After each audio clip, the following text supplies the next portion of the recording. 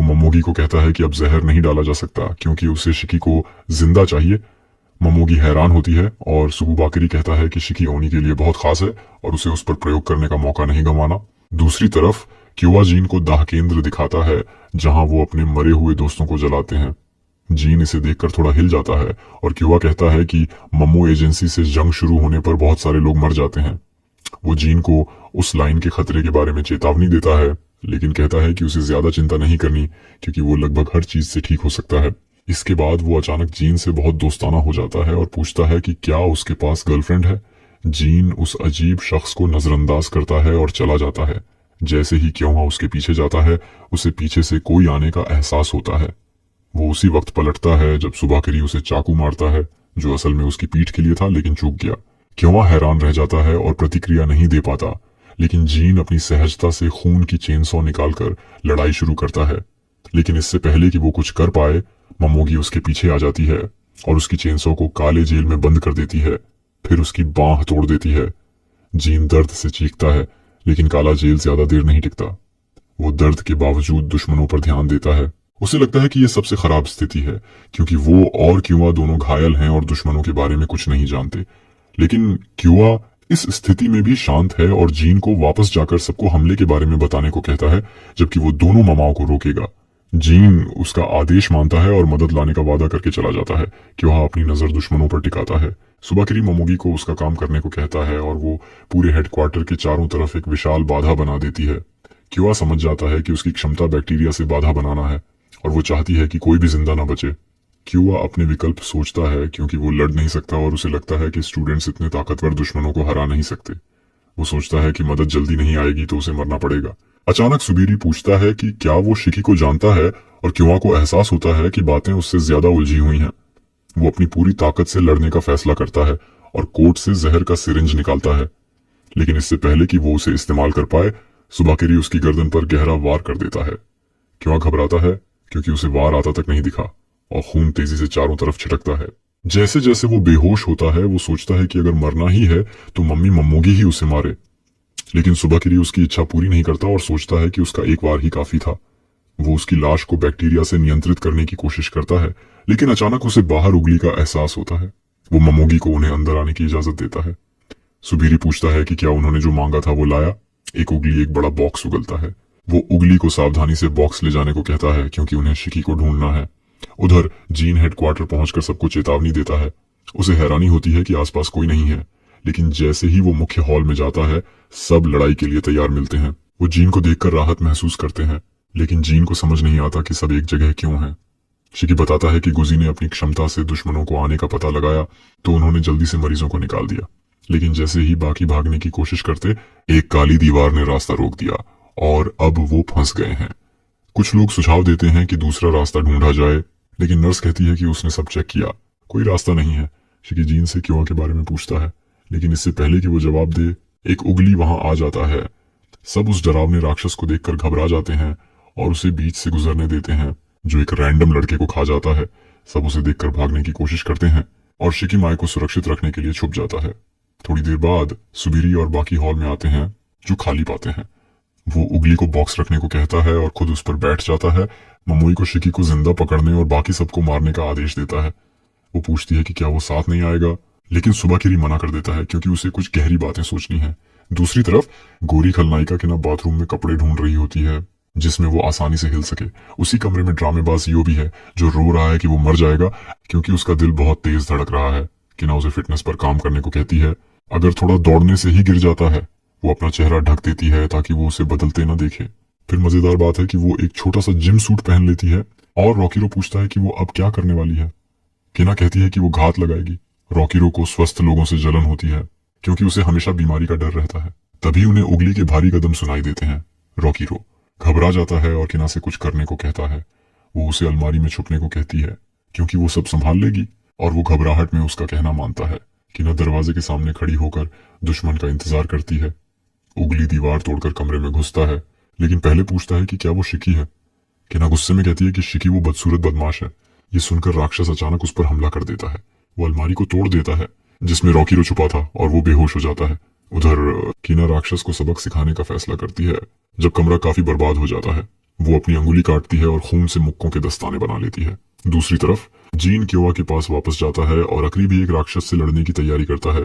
उसी वक्त शिकी माया को सुरक्षित रखने के लिए बगीचे में छुप जाता है। उधर रॉकीरो होश में आता है और कमरा सन्नाटे में पाता है। वो सोचता है कि शायद ये बुरा सपना था और अलमारी से बाहर आता है, लेकिन उसे राक्षस का चेहरा सामने देखकर डर लगता है।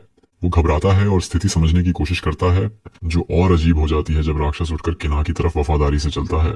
वो उसके चेहरे को सहलाती है और उसे सही पोजीशन में लाकर जोरदार पंच से गिरा देती है। फिर वो राक्षस पर चढ़कर उसके सिर पर लगातार वार करती है जब तक वो बेहोश न हो जाए। रॉकीरो उससे डर जाता है, लेकिन किना को राक्षस को तोड़ने में मजा आता है और उसे पैरों तले कुचलती है। ये उसकी क्षमता आई लव की वजह से है, जो उसके खून से ढके दुश्मनों को गुलाम बना देती है और वो उससे लड़ना छोड़ देते हैं। रॉकीरो अलमारी से बाहर आकर पूछता है कि क्या उसने अकेले राक्षस को हराया। किना गर्व से कहती है कि उसने तो कहा था कि सब उसे छोड़ दे, लेकिन ये इसलिए नहीं कि वो भरोसेमंद है, बल्कि इसलिए कि वो साइकोपैथ है, जो सबको इतना निर्भर बनाना चाहती है कि वो खुद कुछ न कर पाए। और अभी रॉकीरो उसके जाल में फंस गया है। वो उसके सामने घुटने टेक कर उसे धन्यवाद देता है और किना उसे और लाड करने लगती है। वो जमीन पर चादर बिछाती है और रॉकीरो को उसमें लपेटती है, कहती है कि उसे चिंता करने की जरूरत नहीं, वो सब संभाल लेगी। रॉकीरो घबराता है क्योंकि वो बहुत पास आ गई है। किना देखती है कि वो पीला और कमजोर लग रहा है, तो उसे खाना लाने का फैसला करती है। रॉकीरो और डर जाता है, सोचता है कि ये जाल है, क्योंकि कोई लड़की उसकी इतनी परवाह नहीं कर सकती। वो सोचता है कि कहीं अगला राक्षस आने पर वो उसे चारा न बना दे। किना उसे और लाड करने लगती है। तभी दूसरा राक्षस आता है और किना उसे जल्दी निपटाने का फैसला करती है, लेकिन ये पिछले से ज्यादा ताकतवर होता है। वो अपनी बाहों को कोड़ा बनाकर हमला करता है और दीवार में छेद कर देता है। रॉकीरो फिर अलमारी में छुप जाता है और किना गुस्से में आ जाती है कि राक्षस ने उसका मजा खराब कर दिया। वो उस पर कूदती है और अपनी शक्ति बीच में सक्रिय करती है, लेकिन राक्षस आसानी से बच जाता है और अपनी टेंटिकल बांह से उसकी कंधे में वार कर देता है। किना समहाउ बच निकलती है, लेकिन राक्षस दोनों बाहों से उसे बांध लेता है और वो अपनी शक्ति का इस्तेमाल नहीं कर पाती। राक्षस उसे खींचता है और जब वो विरोध करती है तो उसे छत से टकरा देता है। फिर वो कमरे में उसे इधर उधर पटकता है और किना लाचार हो जाती है। आखिर में वो जमीन पर गिरती है और राक्षस उसके सिर पर पैर रखने लगता है। रॉकीरो ये देखकर घबराता है, लेकिन वो कुछ नहीं कर सकता। वो बस सोचता है कि कोई मदद करे। उसे लगता है कि वो बिना वजह कायर बन गया। वो अपने पुराने दिनों को याद करता है, जब वो गांव में रहता था जहां ओनी और इंसान साथ रहते थे। रॉकीरो का गांव छोटा था और उसकी पहली मोहब्बत लूली थी। वो उसे प्रभावित करने की कोशिश करता था, भले ही अंदर से डरता था। लूली के साथ वो सब कुछ कर सकता था। वो हमेशा उसके पास रहती थी और दोनों खुशी से वक्त बिताते थे। लेकिन इस सुखी जिंदगी के पीछे सब ठीक नहीं था। लूली बीमार थी और ओनी होने की वजह से उसका इलाज मुश्किल था। लूली को एक नॉर्मल डॉक्टर के पास ले जाना चाहिए था, लेकिन गांव का इकलौता ओनी डॉक्टर उसे स्टेबल और हेल्दी रखने में मदद करता था। एक दिन मामू एजेंसी ने गांव पर रेड मारी और उन्होंने उस डॉक्टर को मार डाला। डॉक्टर के बिना लूली की हालत बिगड़ गई और रॉकीरो ने उसे वादा किया कि वो जल्दी ही पास के टाउन से दूसरा डॉक्टर लाएगा। उसने लूली से भरोसा करने को कहा, क्योंकि वो उसके लिए कुछ भी कर सकता था। लूली ने उसे बताया कि वो हमेशा से सबसे कूल लड़का रहा है।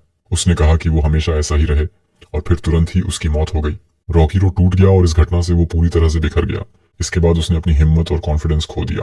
उसके बाल सफेद हो गए और उसे इंसोम्निया हो गया। उसकी मेंटल हेल्थ खराब हो गई और वो आज जो लूजर है वही बन गया। जब रॉकीरो अपनी जिंदगी के बुरे वक्त के बारे में सोच रहा था, तो मॉन्स्टर ने अपना सिर एक नुकीले व्हिप में बदल लिया ताकि कूना को खत्म कर सके। रॉकीरो ने सोचा कि वो इसे खत्म होने देगा, क्योंकि वो किसी को बचा नहीं सकता। लेकिन तभी लूली के आखिरी शब्द उसके दिमाग में आए। उसे याद आया कि लूली ने कहा था कि वो हमेशा कूल रहे। इससे उसके अंदर कुछ जाग उठा। जैसे ही मॉन्स्टर ने कूना पर हमला करने की कोशिश की, रॉकीरो ने उसे एक पल में खतरे से दूर ले लिया। उसे एहसास हुआ कि अगर लूली उसे अभी देखेगी तो उसे उस पर गर्व नहीं होगा। उसने बेहोश और जख्मी कूना को देखा और सोचा कि उसने उसकी रक्षा के लिए बहुत मेहनत की। अब उसकी बारी है कि वो उसका एहसान चुकाए। लेकिन वो अभी बहुत डर गया था और उसे नहीं पता था कि उसका दिल इस लड़ाई को झेल पाएगा या नहीं। फिर उसने लूली की याद में खुद को शांत किया। उसने अपनी उंगली काटी और खून निकाला, जो लूली का रूप ले लिया। अब जब उसकी गर्लफ्रेंड उसके सामने थी, रॉकीरो और शांत हो गया। उसने उससे कहा कि वो उसके साथ रहे, भले ही वो उतना कूल ना हो जितना वो चाहती थी। खून से बनी लूली ने उसे पीछे से गले लगाया और खून धीरे धीरे उसके शरीर पर चढ़ गया, जिससे उसकी घबराहट और पैनिक दूर हो गई। लेकिन ये उसकी असली पावर नहीं थी। रॉकीरो को पूरी तरह कॉन्फिडेंट होने पर ही अपनी पावर एक्टिवेट करनी थी। उसका खून उसके शरीर को ढकने लगा और अचानक वो किसी के पॉप आइडल में बदल गया। मॉन्स्टर ने उस पर हमला किया, लेकिन रॉकीरो ने आसानी से उसे डोड्स कर दिया और हवा में कुछ फैंसी स्पिन्स किए। फिर वो मॉन्स्टर के पीछे लैंड हुआ। कमरे में खून के फूलों की पंखुड़ियां भर गई थीं, जो हर एक खतरनाक ब्लेड थीं। जैसे ही पंखुड़ियां मॉन्स्टर को लगी, उसका शरीर टुकड़ों में बंट गया, लेकिन मॉन्स्टर फिर भी जिंदा रहा। रोकिरो का कॉन्फिडेंस चरम पर था क्योंकि लूली उसके साथ थी। उसने मॉन्स्टर को चैलेंज किया कि वो उस पर हमला करे और वो हर अटैक को ग्रेसफुल तरीके से डोड्स करता रहा। फिर वो मॉन्स्टर पर कूदकर हमला करने लगा। यादों में खो गया जब वो लूली के साथ गर्मी के फेस्टिवल्स में डांस करता था। लूली की यादों में खोया रोकिरो मॉन्स्टर के अटैक से बचता रहा। उसकी बाहें काट दी और मजबूरन मॉन्स्टर को अपने पैरों से लड़ना पड़ा। वो कमरे में डांस करता रहा, खून की पंखुड़ियों से उसे भर दिया और फिर एक खतरनाक कॉम्बो से मॉन्स्टर को टुकड़ों में काट डाला। दूसरी तरफ शिकी माया के साथ था और उसे बताया कि अब वो रिलैक्स कर सकती है क्योंकि बदसूरत मॉन्स्टर चले गए। लेकिन माया अभी भी डिप्रेशन में थी क्योंकि उसके माता पिता की मौत हो गई थी और वो सोच रही थी कि शायद उसे भी उनके साथ मर जाना चाहिए था। शिकी ने उसे ऐसा सोचने से मना किया क्योंकि उसके माता पिता ने अपनी जान देकर उसे बचाया था। अगर वो मरेगी तो सब बेकार हो जाएगा। उसने कहा कि उसे जिंदा रहना चाहिए और उस डिप्रेशन से लड़ना चाहिए जो उसे निगलने की कोशिश कर रहा है। उसने कहा कि पहला कदम ये होगा कि वो उसके लिए चीयर करे जब वो उस कमीने को हराएगा जिसने उसके परिवार को छीना। इसके बाद शिकी उठा और मोमोटेरो को हराने के लिए निकला, लेकिन माया को लगता था कि वो जीत नहीं सकता। शिकी ने उसे बताया कि जब तक वो हार नहीं मानेगा वो कभी हार नहीं सकता। उसी वक्त नाटो होश में आया जब बाकी ओनी ने उसे जगाया।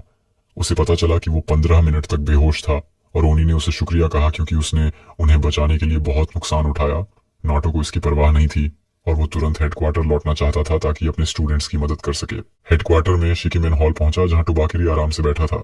शिकी ने खुद को पेश किया और पूछा कि क्या वो वही कमीना है जिसने लाशों को जॉम्बी बना दिया। टुबाकिरी ने खुशी से हाँ कहा। शिकी ने पूछा कि वो मरे हुए लोगों का अपमान कैसे कर सकता है और टुबाकिरी ने हंसते हुए कहा कि ओनी इंसान नहीं होते तो उन्हें इंसानी हक नहीं मिलते। शिकी को गुस्सा आ गया और उसने उस पर ग्लॉक निकाल लिया, लेकिन टुबाकिरी उसे उत्सुकता से देखता रहा। दूसरी तरफ जीन क्योआ को ढूंढने दौड़ा, लेकिन मॉमी मिमुगी ने उसे रोक लिया और बताया कि डॉक्टर मर चुका है। उसने जीन से पूछा कि क्या वो अपने दोस्त की मौत का बदला लेना चाहेगा और जीन ने कहा कि उसे क्योआ की परवाह नहीं, लेकिन वो किसी भी मोमोटेरो को मारने में खुशी महसूस करेगा। जीन ने अपनी चेन्सॉ ब्लेड्स निकाली और ममोगी ने भी अपनी पावर एक्टिवेट की। जीन ने उसकी तरफ दौड़ लगाई और पूरी ताकत से वार किया, लेकिन मिमोई ने अपने चारों तरफ एक इम्पेनेट्रेबल कमरा बना लिया। वो कमरे से बाहर निकली और उसे तुरंत खत्म कर दिया।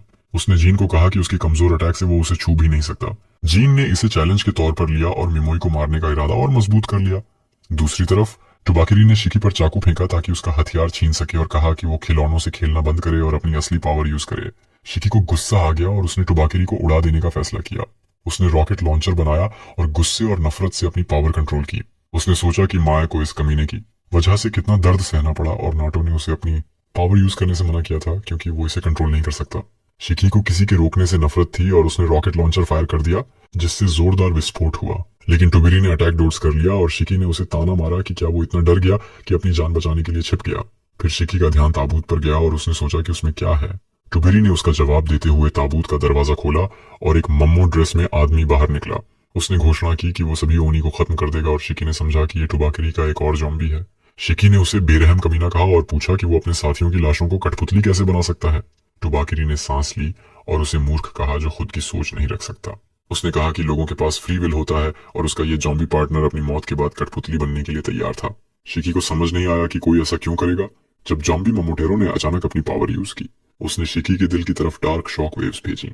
कुछ सेकंड में शिकी का शरीर इतना भारी हो गया कि वो खड़ा नहीं हो सका। जॉम्बी ने अपनी स्किल लगातार यूज की और टुबाकिरी ने कहा कि जब बाकी मोमोटेरो जॉम्बी बनते हैं तो वो उनकी पावर यूज कर सकता है। इस जॉम्बी की पावर हवा में ओनेक्सीजन को बैक्टीरिया के साथ मिलाकर उसे भारी बनाने की थी। उसी वक्त नाटो के साथ ओनी ग्रुप ममोगी की ब्लैक बैरियर को तोड़ने की कोशिश कर रहे थे। उनके हथियार दीवार से टकराकर टूट गए और वो सोच रहे थे कि क्या उन्हें दूसरी एंट्री आजमानी चाहिए, लेकिन नाटो ने कहा कि यह बेकार होगा क्योंकि बैरियर हर जगह होगी। सैनिकों ने पूछा कि क्या वो दीवार तोड़ सकता है। नाटो को भरोसा था कि वो ऐसा कर सकता है, लेकिन उसे लगा कि अभी ये सही नहीं होगा। अभी मंदिर के ऊपर टूरिस्ट्स हैं और अगर वो पूरी ताकत से दीवार तोड़ेगा तो उनकी जान खतरे में पड़ सकती है।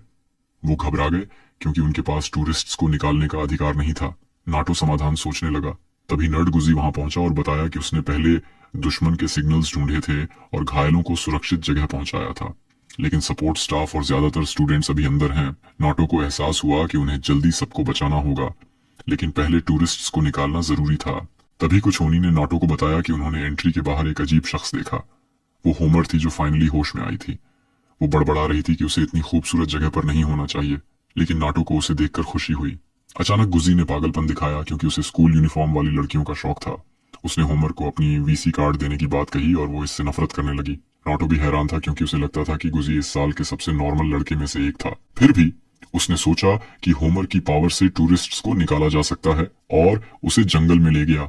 नॉटो ने गुजी को मंदिर में बुलाया और कहा कि वो छोटा भूकंप और लैंडस्लाइड करेगा ताकि टूरिस्ट्स भाग जाएं। गुजी को झटका लगा, लेकिन नॉटो ने उसे भरोसा दिलाया कि ये छोटा लैंडस्लाइड होगा और किसी को नुकसान नहीं होगा। ओनी सैनिक मंदिर में फैल गए थे ताकि लोगों को निकालने में मदद करें।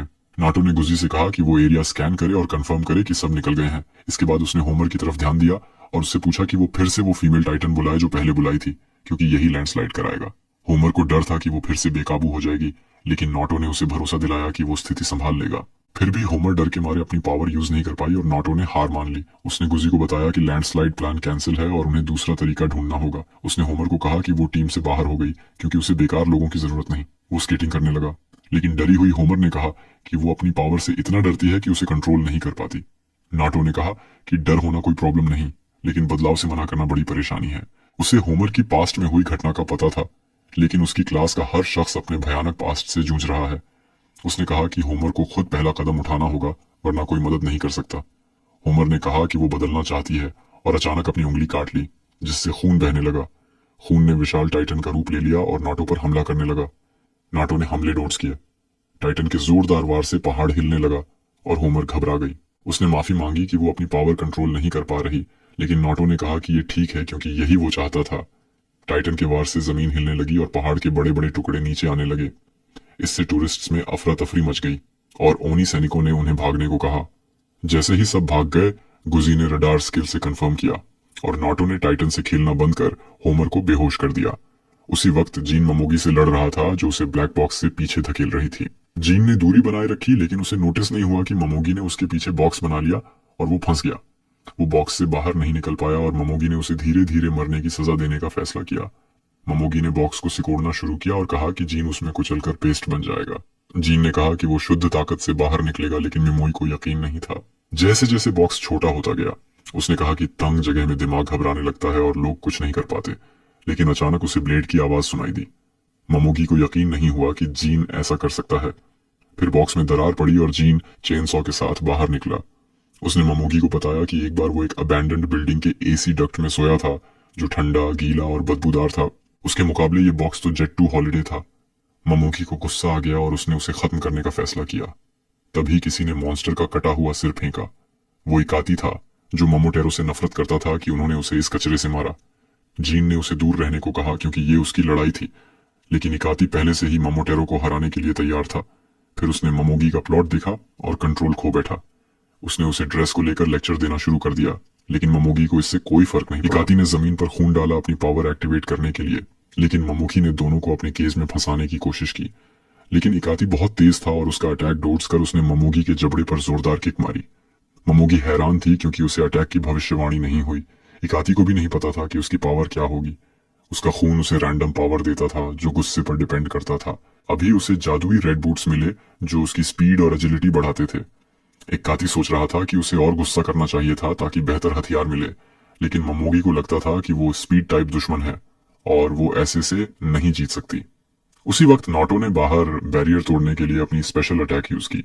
हेडक्वार्टर हिलने लगा और नाटो को एहसास हुआ कि बिल्डिंग जल्दी गिर सकती है, लेकिन उसे लगा कि अंदर फंसे दोस्तों की जान बिल्डिंग से ज्यादा कीमती है और उन्हें बचाना जरूरी है। अंदर सबने भी कंपन महसूस किया और सोचा कि उन्हें जल्दी बाहर निकलना होगा। उसी वक्त नाटो और उसका ग्रुप ममोगी से लड़ रहे जीन और इकाती के पास पहुंचे। नाटो ने ममोगी को बताया कि वो फंस गई है और इतनी देर से पावर यूज करने के बाद वो थक गई होगी। उसने उसे सरेंडर करने को कहा, लेकिन मिमोई ने कहा कि वो भागने वाली नहीं है। उसने अपनी ड्रेस उतार दी और सिर्फ पतली ब्लैक बैक्टीरिया लेयर पहन ली। उसने घोषणा की कि वो सबको मार देगी। उसी वक्त टुबाकिरी ने भी शिकी के साथ लड़ाई खत्म करने का फैसला किया। शिकी ने ग्रेविटी अटैक से बचने के लिए रोल किया और फिर रॉकेट लॉन्चर बनाकर अटैक किया, लेकिन जॉम्बी ने ग्रेविटी से रॉकेट को ब्लॉक कर दिया। टुबाकिरी ने जॉम्बी की दूसरी स्किल दिखाई, जिसमें उसने ऑक्सीजन को छोटे गोले में कॉम्प्रेस किया जो भारी हो गया। उसने गोला शिकी पर मारा, जिससे उसे गंभीर चोटें आईं। शिकी दर्द से कराह रहा था और टुबिरी ने कहा कि वो यकीन नहीं कर सकता कि वो किशिन का बेटा है, जो एक समय ओनी का सबसे मजबूत जनरल था। वो शिकी से निराश था, जो ये भी नहीं जानता कि उसे इस कहानी पर भरोसा करना चाहिए या नहीं। लेकिन यही वीडियो खत्म हो गया। लाइक और सब्सक्राइब करना ना भूलें। धन्यवाद देखने के लिए और अगली बार मिलते हैं।